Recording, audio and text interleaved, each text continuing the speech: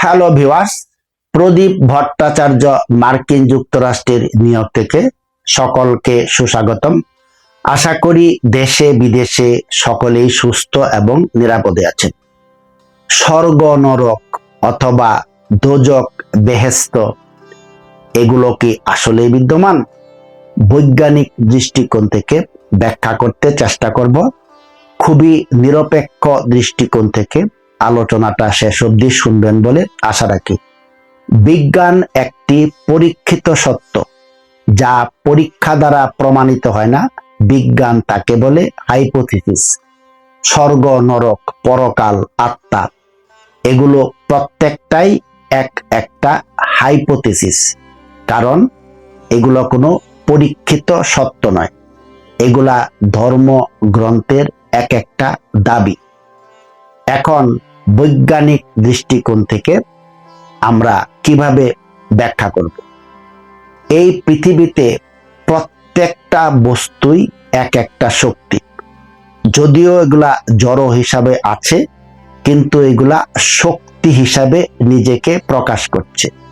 সূর্য থেকে যে আমরা আলো পাই, সেটাও হলো ফোটন নামক এক ভরহীন কণিকা। আপনি আমি একটা শক্তি, এবং সেই শক্তিটা কম্পিত হচ্ছে প্রতিনিয়ত। এই কম্পনের একটা মাত্রা থাকে। একজন মানুষ সেই মাত্রাটা যদি অতি উচ্চ মাত্রায় নিতে পারে, তারই হয় স্বর্গলাভ। সেই মাত্রাটা যার খুব নিচের লেভেলে চলে আসে, তারই হয় নরক লাভ। একটু ব্যাখ্যা করতে চেষ্টা করি। আপনি যখন কোনো একটি নির্দিষ্ট বিষয়ে একাগ্র চিত্তে চিন্তা করেন, আপনার একটা কম্পন বের হয়। সেই কম্পনের মাত্রাটা যদি 70-এর নিচে চলে যায়, 68, 67 এভাবে নিচে নেমে গেলে আপনার ভিতরে হতাশার জন্ম হয়। সেই হতাশাই হলো ধর্মের দৃষ্টিকোণ থেকে নরক। সেই কম্পনের মাত্রাটা যদি আপনি আস্তে আস্তে বাড়াতে পারেন 70-এর উপরে, 72, 75, 78, তাহলে আপনি আপনার স্বর্গ তৈরি করেন। এই পৃথিবীতে যারা যারা বিখ্যাত লোক হয়েছে, তারা সেই কম্পনের মাত্রাটা অত্যন্ত উচ্চ পর্যায়ে বাড়াতে পেরেছেন বলেই তারা এত জগৎ বিখ্যাত হয়েছেন। আপনি আমি সকলেই সেই একই শক্তির একটা রূপ। বিজ্ঞানী আইনস্টাইন বলেছিলেন, একটি মটর দানার ভিতরে যে পরিমাণ শক্তি আছে, সেটা যদি কাজে লাগানো যায়, তাহলে একটি জাহাজকে নিউ ইয়র্ক থেকে লন্ডনে নেওয়া যাবে। এবং সেই শক্তিটা তিনি ব্যাখ্যা করেছিলেন E=mc²। ই হলো এনার্জি, এম হলো ভর, সি হলো আলোর বেগ। এবং আপনি সেই ব্যক্তি, আপনি নিজেকে সেই স্তরে উন্নীত করতে পারেন। আপনি জড় না, আপনি শক্তি।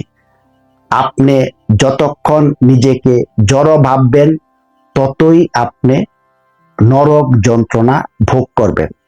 এখন দেখুন, একটা ক্যান্সার পেশেন্ট, টার্মিনাল ক্যান্সার হয়তোবা তার আছে, দিব্যি আনন্দে আছে। আরেকজন সামান্য অসুখেই উতলা হয়ে পড়ছে, চিৎকার করে আশেপাশে সবাইকে বিরক্ত করছে। সেই অবস্থা চিন্তা করুন। টার্মিনাল ক্যান্সার পেশেন্ট যিনি দিব্যি আনন্দে আছেন, সামান্য অসুখেই যিনি উতলা হয়ে পড়েছেন, দুজনের অবস্থান চিন্তা করুন। যিনি জানেন তিনি মারা যাবেন, তারপরেও স্বর্গ সুখ ভোগ করছে। আর যেনার কিছুই হয়নি, তিনি নরক যন্ত্রণা ভোগ করছেন।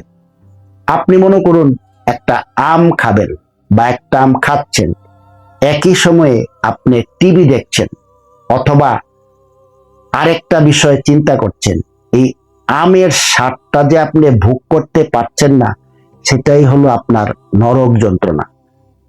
একটা লোক দেখবেন কাজের জায়গায় খুবই সিনসিয়ার, প্রতিটি কাজে সে সূক্ষ্মভাবে করে, কোন রকম দুর্নীতির আশ্রয় নেয় না, সেই স্বর্গ সুখ ভোগ করছে।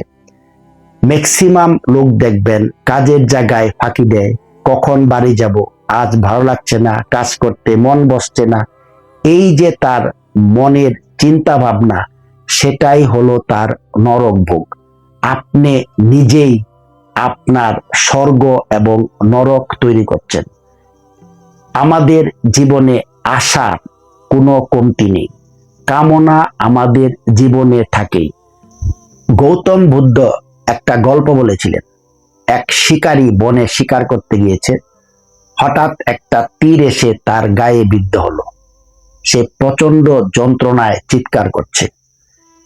ঠিক কিছুক্ষণ পর আরেকটা তীর এসে তার গায়ে লাগলো।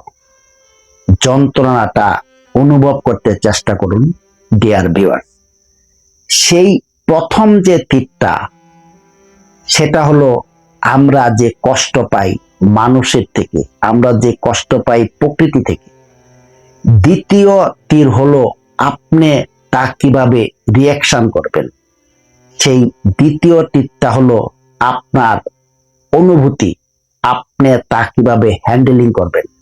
আপনি কি চিৎকার করে আশেপাশের লোককে আরো বিরক্ত করবেন, নাকি উপশমের জন্য ডাক্তারের কাছে যাবেন, অথবা এটা লাঘবের জন্য অন্য কোনো স্টেপ নেবেন।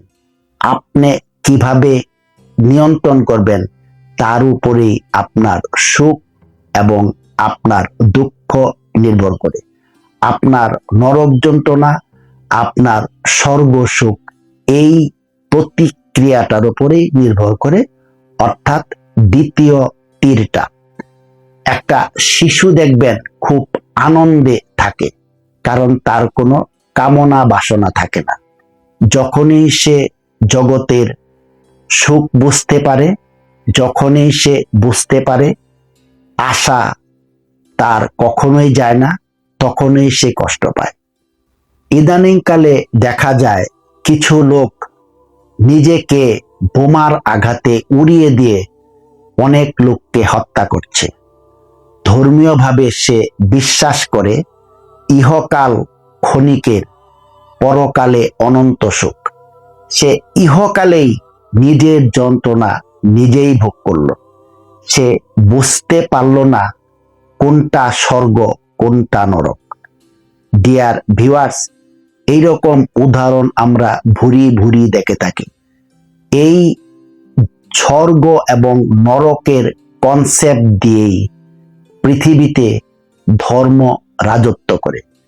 দেখবেন যত গরিব কান্ট্রি, তত সেখানে ধর্মচর্চা হয়।